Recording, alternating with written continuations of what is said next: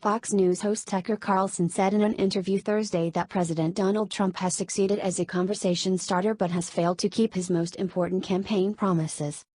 His chief promises were that he would build the wall, defund Planned Parenthood, and repeal Obamacare, and he hasn't done any of those things, Carlson told Ursula Jeherger of the Swiss weekly Die Welt Woche.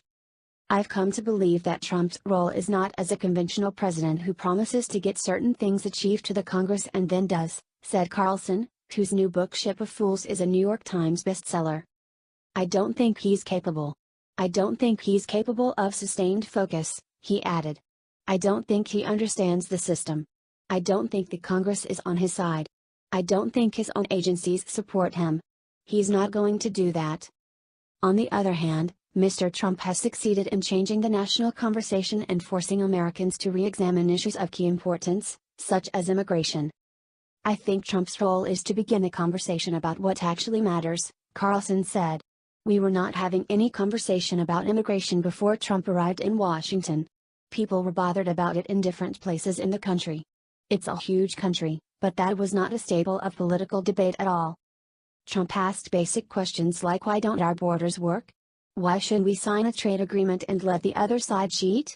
Or my favorite of all, what's the point of NATO? Carlson said.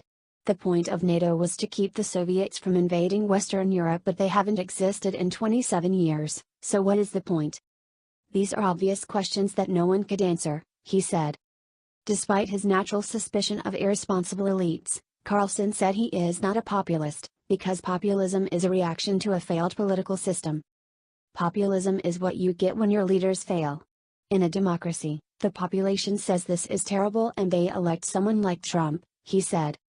This, in turn, is the fruit of a misshapen, education-based meritocracy, where a small number of colleges has produced a ruling class that doesn't have the self-awareness that you need to be wise. A self-confessed product of this elite system, Carlson says that he began to realize how far the country had gone after the 2008 financial crisis, which was barely felt in affluent Washington, D.C. If you leave Washington and drive to, say, Pittsburgh, which is a manufacturing town about 3.5 hours to the west, you drive through a series of little towns that are devastated. There are no car dealerships, there are no restaurants. There's nothing. They have not recovered, he said.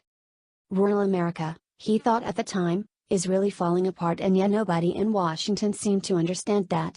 In the end, the elite in our country is physically separated in a way that's very unhealthy for a democracy, very unhealthy.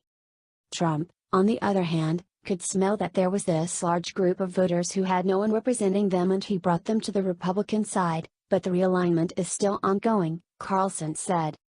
A month ago, Carlson's home was assailed by Antifa protesters, during which his wife hid in the pantry and called the police.